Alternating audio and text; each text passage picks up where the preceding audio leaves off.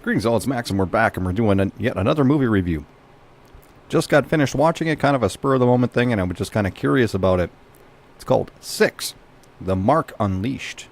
Came out in 2004. Pretty oldie movie. 15 years.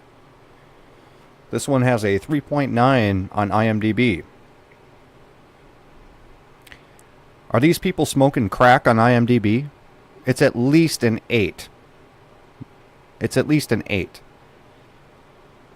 Okay, 6. The Mark Unleashed. What is it about? I'll read the thing. In the last days before Armageddon, three men must make one eternal choice: receive the mark of the devil or stand for Christ. This movie will make you think about your own life choices. That's very brief in what's going on. What it is you have the Antichrist is running the world. You have to take the mark, and you have criminals who just want to defy, they're just not taking the mark. Because what the mark of the beast does, it's a computer chip, and it actually alters your brain chemistry a little bit, makes you more subservient, and the bad guys kind of look at them as kind of like dweebs or something. They don't want to be a part of it. So you have the criminal element, and then you also have the Christian element, where the Christians who just are not going to take it. And most of this movie takes place in a prison, where you're basically given an execution date. You know exactly when you're getting executed, and they're beheading people at these prisons. You only have a certain amount of time. This stars Stephen Baldwin, who I've never liked in anything he's ever acted in. Did a great job. David White. David, please stop acting and keep producing stuff and directing. But this is Dave 15 years ago. He wasn't much better or worse. It's passable. Dave White wasn't a real main character. The best actor in the whole thing is the guy who plays the devil in The Encounter. His name is Jeffrey Dean Morgan. He's great. He's great. And honestly, Stephen Baldwin is great too in the role that he plays. It's very good. And there isn't any story that I've seen that's even like this. It's a completely original idea. The only trope is a guy not getting along with his wife. She took the mark and he didn't. So you have that trope. That's in every Christian movie, where you're not getting along with your wife for whatever reason. But other than that, it's a completely original story. And I don't know what the budget is for this. I actually do kind of want to look it up to see what they actually spent on this.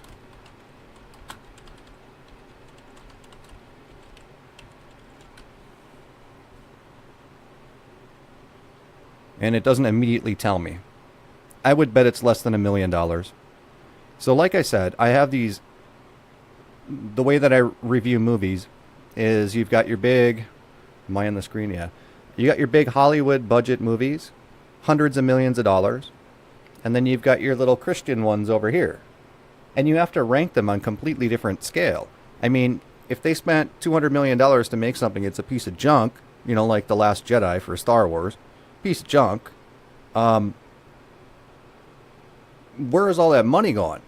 Whereas you make a good, decent, I mean, not fantastic movie, but with the money you're given, you make a good, solid Christian movie down here with the little money that you got. You're doing good. You're doing good. Movie's fantastic. It's on PureFlix. Go watch it. Go watch it. It's getting an 8.5 out of 10. I would go higher, but it does not have Kevin Sorbo points. You got to have Kevin Sorbo points in there to go any higher than that. And yeah, I don't care if I get dinged for playing the trailer on this, so I'm going to go ahead and go play the trailer. Copyright me. Copyright me. Trust in the Lord like Mount Zion, which cannot be shaken but endures forever. The scepter of the wicked will not remain over the land allotted to the righteous. Do good, O Lord, to those who follow you. But to those who reject your ways, bring judgment.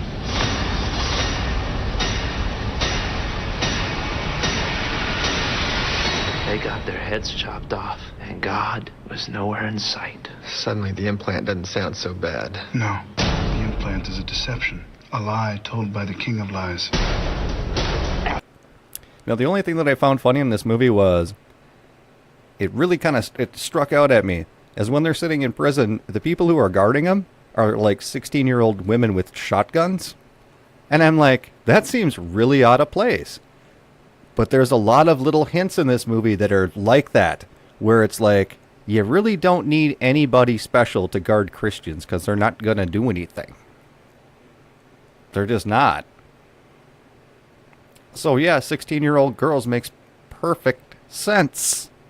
They have an old guy who's the one who's hitting the switch for beheadings, but the people that are guarding the inmates, 16-year-old girls. And there are a lot of little things where if you know the Bible, you can pick up on it. You can pick up on these hints, and they're not like jammed down your face. Now, I will say Christianity is jammed down your face the entire movie. That's why we're giving her 8.5.